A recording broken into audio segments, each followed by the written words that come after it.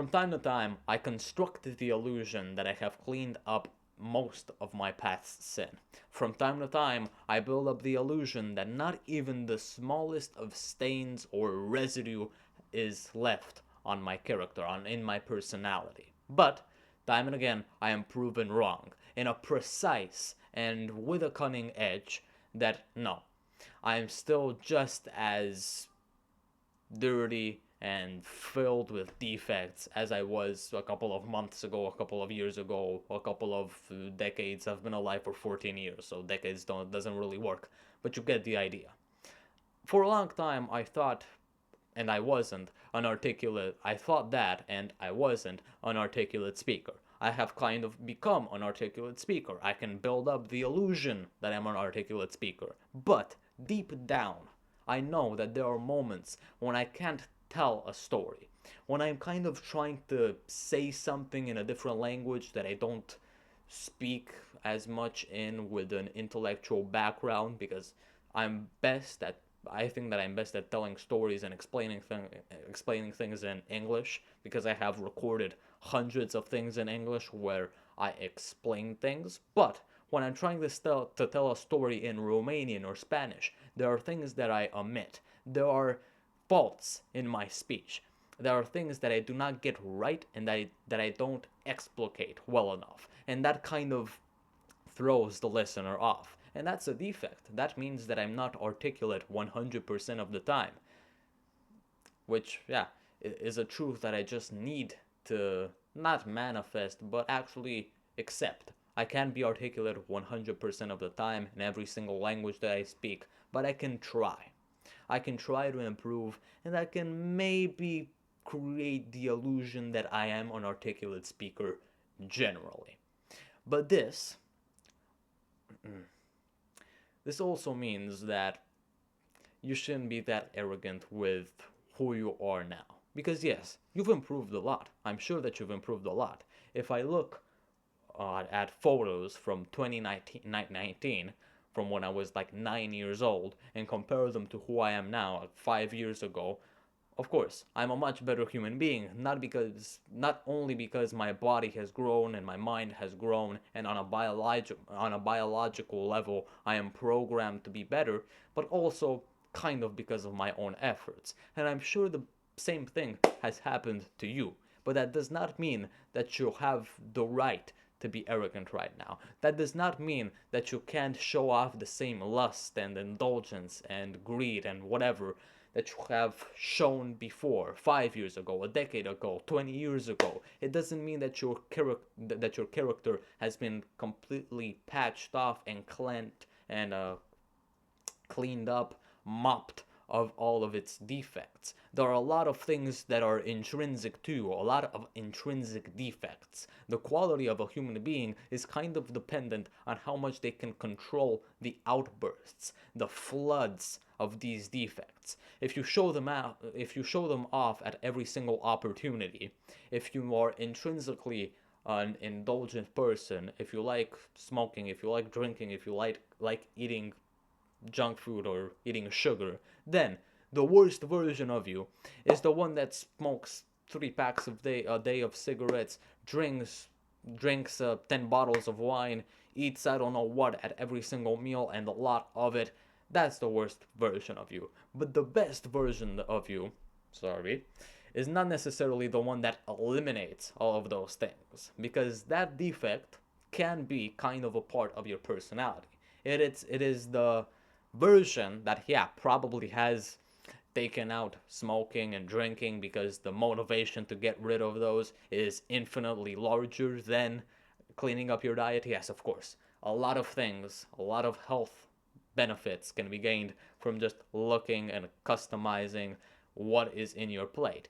But cleaning up your daily cigar smoke inhalation is a lot more important and a lot more effective for better health than just eating less sugar. Eating less sugar is also a vital part of overall health and diet, but smoking and drinking are so bad, and of course, you can compare them to like crack and weed and all of those dangerous drugs, and they pale in comparison, and then sugar pales even more in comparison to those.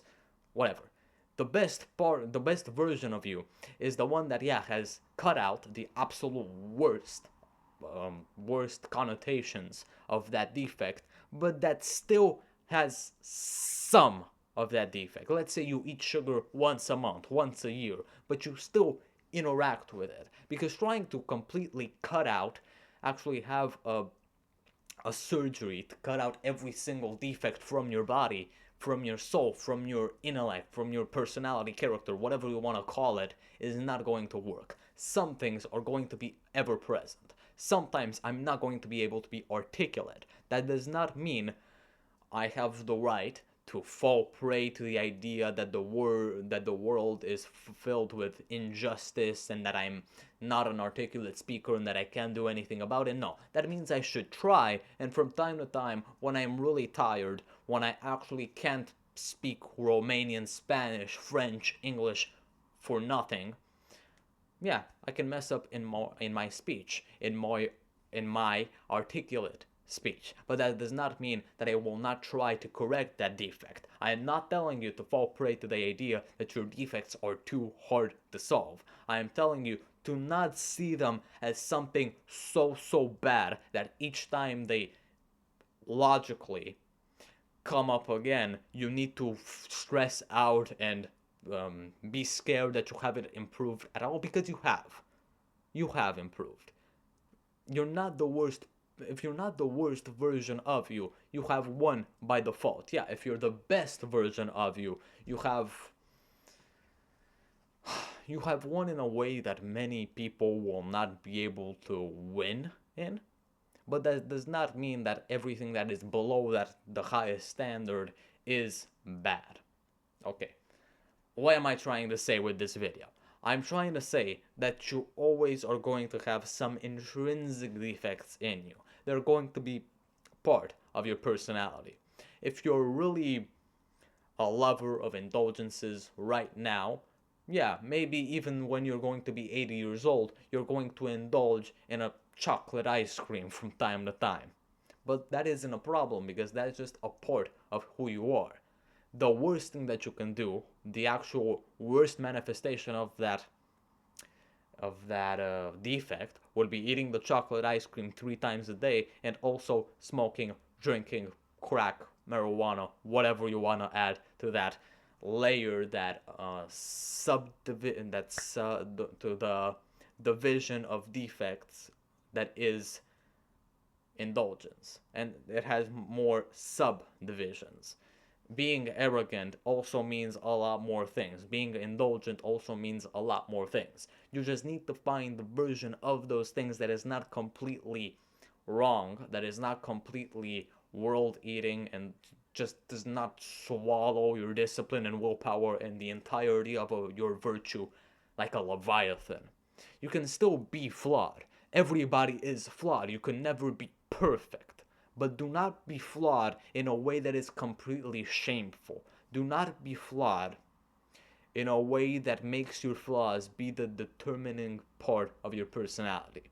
At the end of the day, try to improve. But also keep in mind that some things, some defects are intrinsic to you. Some things you'll never be able to change. And that's not a bad thing. That does not mean you need to fall prey to the idea that you can't control black pill, whatever. But some defects are intrinsic.